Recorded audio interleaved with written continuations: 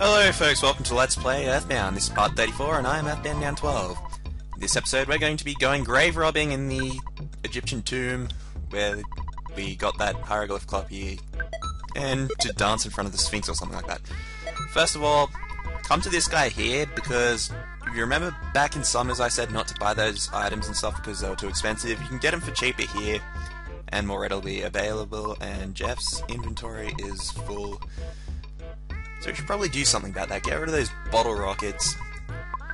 I do fuck around with the thingy in this episode a bit just to pre-warn you guys because I was recording this like 2 in the morning and now I'm commentating over it. But anyway, I do a lot of stupid shit in this episode. It's not so much misclicking, it's just me using retarded items and just making weird decisions and fuck asking about the menu. Those things are only worth $69. I thought they'd be worth a little more. It's a little bit disappointing if you ask me. Anyway, let's pick up that platinum band so we can give that to Jeff. It's quite a nice step up from the silver bracelet, which is a nice 25 defense boost. And Paul can get the crystal charm so we can do all that, and Great Charm can go get fucked. And I think that's pretty much all we have to do for the buying thing. Hopefully I don't do buy stuff. That was pretty much it anyway, so we'll go to the hotel quickly and rest up, because I think I was wasting PP on stupid shit, and I didn't do this last episode. I didn't even remember what I was doing last episode. I think I did say I did stay the night there and rest, but I don't have any real memory of it. Without further ado, we've pretty much seen all there really is for us to do in Scaraba for now. I mean, we can haggle around in that little bazaar area and buy some snakes and what have you, and items that can poison us, but really, I don't really feel like doing that, so let's go down here into these pyramids. And there's a hint guy just standing in the desert. Quick note, as you can see, the characters are sweating, so obviously that will mean sunstroke will be a problem. Thief, warrior, or whatever. Well, we're here for the greater good of everything, but really we're going grave robbing for the Hawkeye so we can progress further in the game a little bit later on down the line. Anyway, let's just read these hieroglyphs because they can tell us how to get through there. There's a little pattern we have to do, and apparently that's a little dance thing, but I don't even know how that even resembles a dance bit, no. So, if you see that thing here, there's 5 points. That was point 1. Bottom left one here is point 2. Basically what you do, I don't know if this is actually different for every game, I think it's pretty much the same for each game, but if it's different, it's different, otherwise just follow what I do and you just skip the one on the... You just skip one then go down and yeah. Anyway, that is one weird looking Sphinx. Looks like he's being, having an orgasm or something, and of course, as soon as I say that, Mr. Photograph Dude comes down and takes a photo of us. Really, I mean... You really are a pervert, aren't you? But anyway, just go away, don't come back. I really never should have said that thing about not actually having seen him.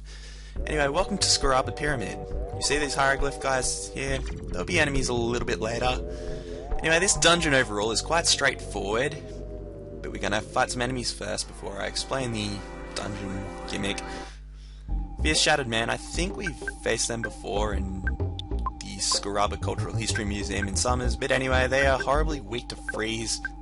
Any real freeze spell can pretty much just send them on their way packing. They're really nothing too much to worry about anyway. And this is going to be hell to edit out because you do have to fight quite a lot of enemies in this place, and a lot of them are very difficult to avoid unless you have a shit ton of skip sandwiches, which I don't think is really worth the effort. But anyway, these hieroglyph dog things, Anubis... I think they're a representative of Anubis. I'm not too sure with ancient Egyptian history. History was never really a strong suit of mine. I've always been into the money thing and commerce, even though I did science for a little while with it. That did my head into. Anyway, these guys can give you colds. That's really all there is to worry about with these guardian hieroglyphs. Even though colds nowadays, well, especially when you get to this point of the game, they're a minor nuisance as compared to earlier in the game when we did have to deal with colds. I think it was Peace Rest Valley, which is one of the most annoying places in the game, just considering the level where you are and the difficulty for the level. And yeah, we took it on now, it'd be no problem at all. But These colds are really no real problem. It's just like a poor man's poison, as we already know. And an asp. Are they the things that kill Cleopatra? I don't know. Anyway, these things are horribly weak to freeze as well, so keep that in mind when you're fighting these things. Pretty much they too will go out in one round if you just keep using freeze. And that's pretty much all there is to say about them. I think they can poison you, I'm not 100% sure, and they can do a little bit of damage. Following up to level 42 there. As I said before, the asps can be a little bit dangerous. They can do about 60-70 damage, and if you're off guard, not paying attention, you'll be dead. But anyway, again with those guardian hieroglyphs, the dog things, Anubis, the dog thingy, whatever the hell they are. Normally they're weak to fire, but normally I just don't bother with it because fire isn't really that powerful a spell unless you're attacking multiple enemies, so I don't really bother with it. Freeze is probably just as effective as fire anyway, but it's a bit less wasteful on PP than fire, especially considering you usually will be fighting one enemy at a time, maybe two at a time. But what's with this casket thing? I wonder if that's useful. Let's go down here and find out if this is actually of any use. Don't know why I was talking to that wall there. As you can clearly see, Ness caught a cold. Why was I using healing beta to cure colds? Don't have to deal with the snake. I'll probably have to deal with it on the way back up. It's just unfortunate the way it is.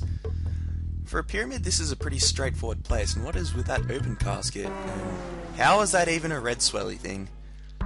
Anyway, we're going to be dealing with the other enemy, I think it's called the Royal Guardian, or Petrified Royal Guard. These guys can take hits quite well, physical hits. PSI is probably your best bet. Freeze, I think they're weak to. Strongest freeze spell, if you are feeling at all threatened by these things, they can do quite a number on your HP if you're not careful. Maybe use one of Jeff's bottle rockets. I wouldn't really worry about it too much. They have about 600 odd HP, I'm not exactly sure on the exact number. But I don't think they're really too much of a problem. Here I was just trying to take care of the asp because it was just a minor nuisance, and mainly also because the Royal Guard was frozen and lost its turn, so we didn't really have to worry about it all that much. I do go for a big bottle rocket here, but it doesn't end up actually being needed. As you can see in a couple of seconds, the Petrified Royal Guard will go down to a PSI freeze beta, I believe it is. Down it goes. I think these guys give quite a lot of experience too, and it's fairly decent. It's not as much as I would have liked, but oh well, we can't all have our way sometimes. Yeah, it's also a good idea to... Probably I should have gone and got more brain food lunches because I do use quite a bit of PP throughout here. Speed capsule in the left casket and a couple live noodles in the right one. Can't even remember what I was on about before I got interrupted, and Jeff has a cold again. Seriously, you're trying to stop us, you know. Pharaohs like to curse people with plagues, and you're just giving us a cold. That's just, you know, lay down in bed for a couple of days and it's gone. I know they are kind of annoying, but, you know, tissues, orange juice, vitamin C tablets. Really, guys? You know, this is just poor defense of a tomb. I was expecting more when I was going to go grave robbing down here for the Hawkeye. But nonetheless, I'll leave that battle in for whatever reason. But anyway, we're just going to go down the stairs. And when we come down the stairs, we're going to be fighting the boss of this area. No, it's not your sanctuary location. But it is a casket thing, which has weird music. And the Guardian General. Same thing as the Petrified Royal Guard, but pretty much a lot stronger than that. So just use your strongest PSI spells. Again, probably weak to freeze. Use freeze gamma. Probably best if I use a big bottle rocket on the Guardian General. And use just freeze gamma with poo. Just should go down in a couple of rounds. It really shouldn't be much problem to you at all. But if it is, I don't really know what to say. Just try to defend and they should go down pretty quickly. It's not that hard. And there's the experience I was wondering. 20 odd thousand. Some quite nice stat ups there. 3, 1 PP. I do want to get Jeff's IQ up to 45 though, quite soon. Let's see if we can not fight this. Unfortunately, we don't. Oh yeah, I remember my train of thought from earlier where I was at. Brain food lunches, brain food lunches. I don't really want to sidetrack myself. Rain Pendant does stuff, defends against watery, I think it's freeze spells actually, but... Anyway, where was I? I was gonna give that to Paula anyway. Brain food lunches, you're probably better off going to Dalam and refilling the inventory with the thingies, unless you want to do the magic truffle glitch, which is probably more effectual, but I just don't really feel like glitching it, just prefer to use brain food lunches. The difference is minimal, and there's less chance of me fucking up, and I probably will not end up using the condiments, and I'll probably be more likely to remember to use brain food lunches as opposed to other shit. Anyway, we're gonna head back up. That switch there, if you remember the coffin thing that was in the way, you'll see what happens to it very shortly. The enemies seem to go away, but no, they don't actually. You're lying to me. And Guardian Hieroglyph, stop hiding behind that mummy. It is not cool. And don't give me a cold either, that's not really cool either. Anyway, the Rain Pendant, I believe it was, we gave that to Paula to give her a nice little defensive bonus. It's a little bit better than the Great Charm that we did have beforehand. So, make sure you pick that up, that is one of the more valuable items in this place. But anyway, this Guardian Hieroglyph must die. The background looks a bit... I don't know. I want to say... This is like really pixelated trippiness in comparison to some of the other ones. It's just yellow. I can understand the yellow considering it's all deserty and sand, and that's usually the colour you would associate with deserty sandiness, not sadness. Don't really know what... You'd use blue to associate with sadness, I guess. Blue and depression. Red and anger. Yellow and desert. I don't know what you'd use yellow for an emotion. I know, I'm just philosophizing about these now. It's a really interesting thing to think about, how you use colours as metaphors for emotions. It really is quite fascinating though, how you can associate colours with emotions, but now I'm being rudely interrupted again. Anyway, let's just go down this hole, and no, we're going to use a brain food lunch or something first, because Pooh is almost out of PP. Pooh, PP. Not really that funny, Nathan. Don't laugh. Toilet humour is not really all that funny and all, even though it can be, but people just take it too far. It's like sex jokes. I don't really find, you know, just spamming sex jokes like crazy in an LP very funny, but... Oh well. We get the Hawkeye, which is a valuable item. We need it to actually beat the game and progress in the game, otherwise we're going to be stuck here for a while. That's not going to be very fun at all now, is it, viewers?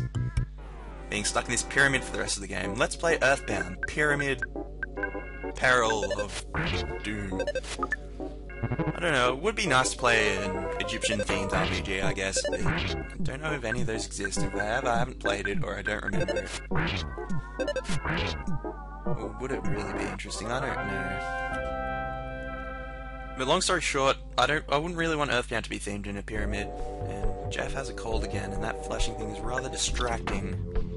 So we shall use Healing Alpha to cure the cold. And I don't really care for that item, even though it's probably something valuable. I just don't care.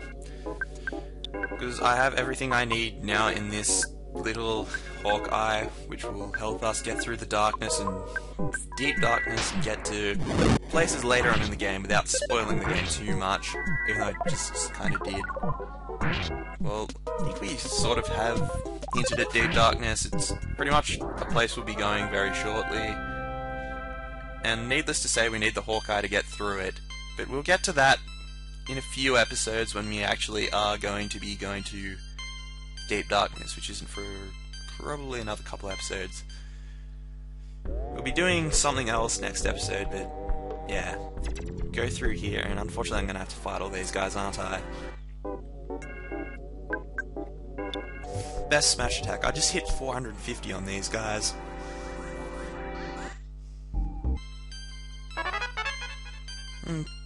Pooh got PSI Thunder Gamma. Let's try to avoid these guys. This is going to be hell to edit.